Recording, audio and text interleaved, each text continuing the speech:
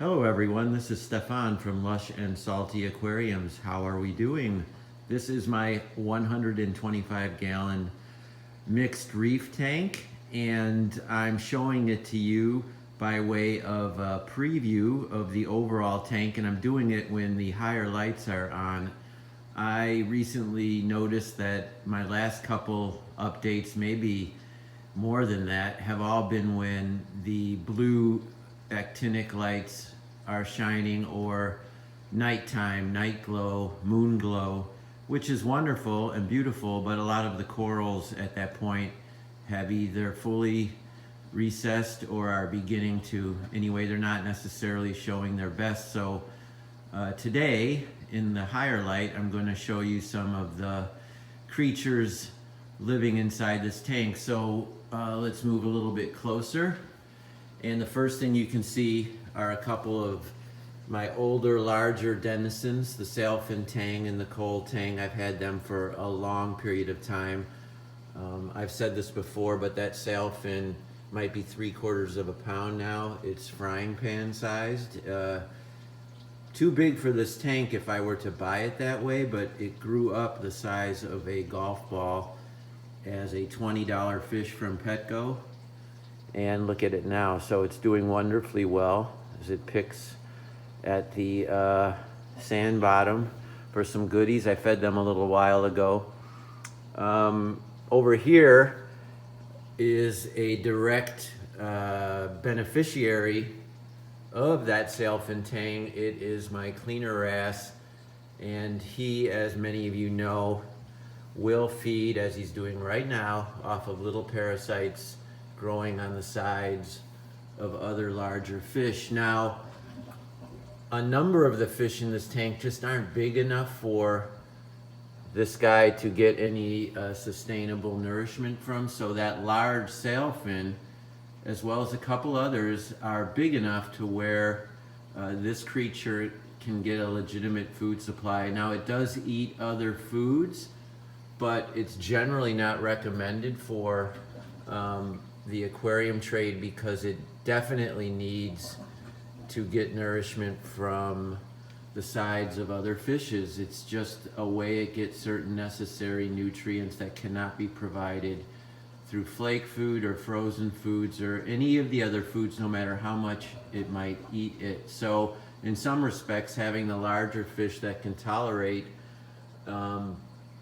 a mutual, I want to say parasite, but that feels wrong, a synergistic organism like that requires a bigger fish. So no smaller really than, as you look at this fairy wrasse shooting by, which sometimes the cleaner will try to get at, but mostly it's this big sailfin, the fox face, which you see back there, the magnificent fox face, and the coal tang. Those are the three, and maybe the yellow tang, but the wrasses tend to be too quick, a little small, and obviously all the other fish, the chromies, the filefish, certain oddballs, they're just not going to tolerate or be useful for the cleaner wrasse. So that's an interesting kind of bit of feedback in the event that you want one of those fish for your tank. It's a great fish otherwise. I mean, I've had no problems and had that creature for well over a year.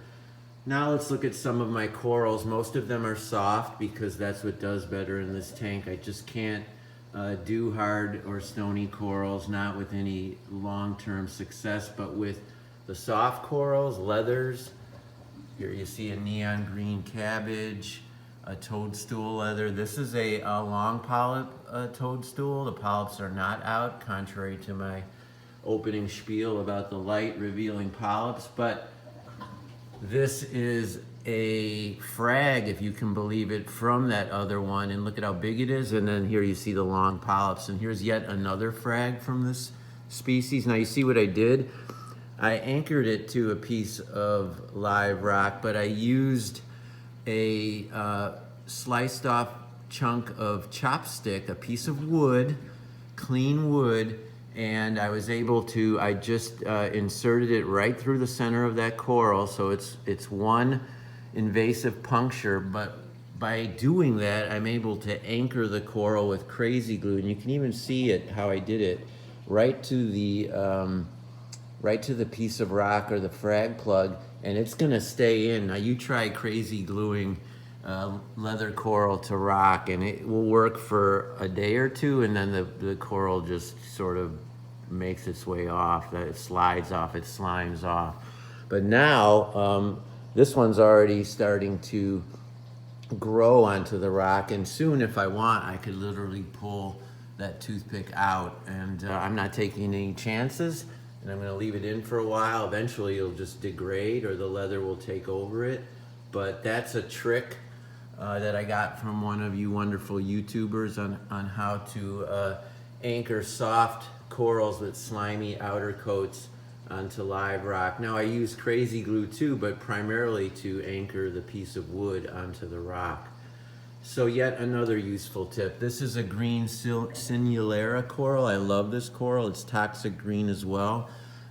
Sort of picks up the green on the other side of the tank. Now it is not fully extended, but I kind of like this tight look too. It gives it, if you will, the look of a stony coral, at least from a distance. It has that iconic coral look to it, and when it opens up, it'll be, you know, more soft and flowy, which is beautiful. But this is kind of cool too, and it's all healthy, so it's all good. Another kind of leather here, a different form, a different form factor, probably another toadstool. I forget, I get confused sometimes, but they're all leathers. This is Gorgonian. Now, Gorgonians are common in shallow waters in the Caribbean, just off the beach. They're pretty common, and they're relatively easy to grow in tanks, especially if there's food in the water column, which there generally always is here. They need to pull nutrients out of the water column. They will photosynthesize like other corals. These Gorgonians do that. There are some Gorgonians that cannot photosynthesize light. These can, but they also, I would say, pretty much demand some amount of nutrient, maybe quite a bit, from the water column. And I have a lot of Gorgonians. You see a whole bunch back there. I've grown these all from a small frag, and look at that one waving at us. And you see all the particulates flying around in the water column from the earlier feeding. Those polyps will pull those tiny organisms into their mouths and sustain the colony. I also have another kind of Gorgonian here, the knobby, I think it's called the brown knobby Gorgonian, and you see a frag I've started back there. Similar to the toothpick method, but in this case with Gorgonians, they have a hard inner skeleton that you can use like the toothpick. You just have to reveal the flesh around it, scrape that off with a sharp, clean razor blade, and use that little stick that you will reveal to anchor into your plug the way I did with this toothpick. All right, so I feel like I'm giving you a bunch of great tips that I learned and had to learn in order to do this hobby better. These are Paleothoa grande. They're fairly expensive, and you can feed them by hand, pieces of shrimp, and they will close around the prey like a Venus flytrap. I have a number of them here. This is a brown variety of Paleothoa. That's the green.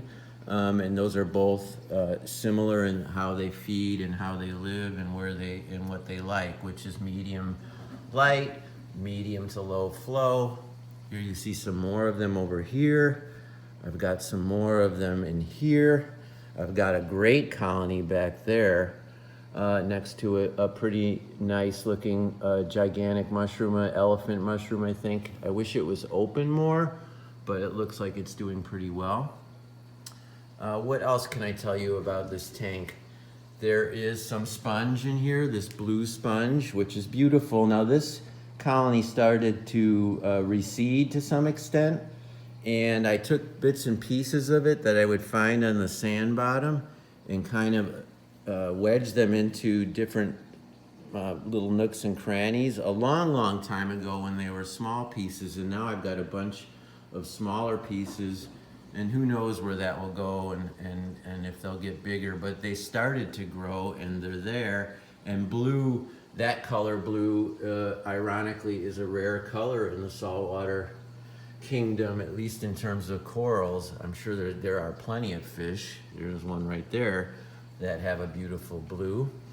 All right, so back here, I used to have a big fat female clown, but she perished from old age. And so what I did is I went to a big box and I simply bought this clown, a little bit more exotic than the straight up Ocellaris clownfish. I think it's an ice clown, 30 bucks, and I put it in and they immediately paired up, and they unfortunately live up here as opposed to down in the anemone. You see one there next to the cleaner shrimp.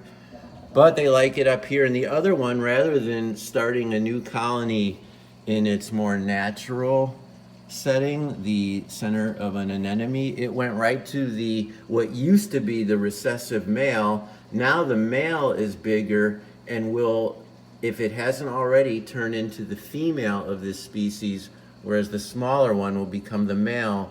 So role reversal, there's a scientific name for it, I forget. It will morph. It already probably has, because this one-time male, which was smaller, is now larger and will become the female.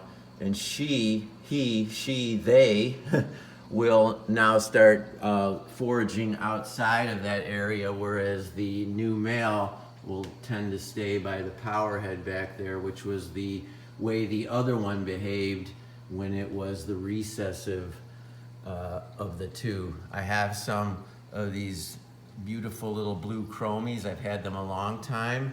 A few have died of old age. They've been in since the very beginning. They were the first fish I put in this tank, because with chromies you want them to be ushered in first to become sort of established and get their territories. They can be a bit mean, and so handle with caution, because they can be territorial, they can be mean to other fish, and certainly mean to other fish within their own species, not their own exact kind, but other chromies. I would never mix different kinds of chromies in a controlled environment, even as big as this one. But overall, you see a pretty beautiful and healthy reef. I hope you agree. Any questions or comments, hit me up. And as always, keep your hands in the tank. Ciao for now.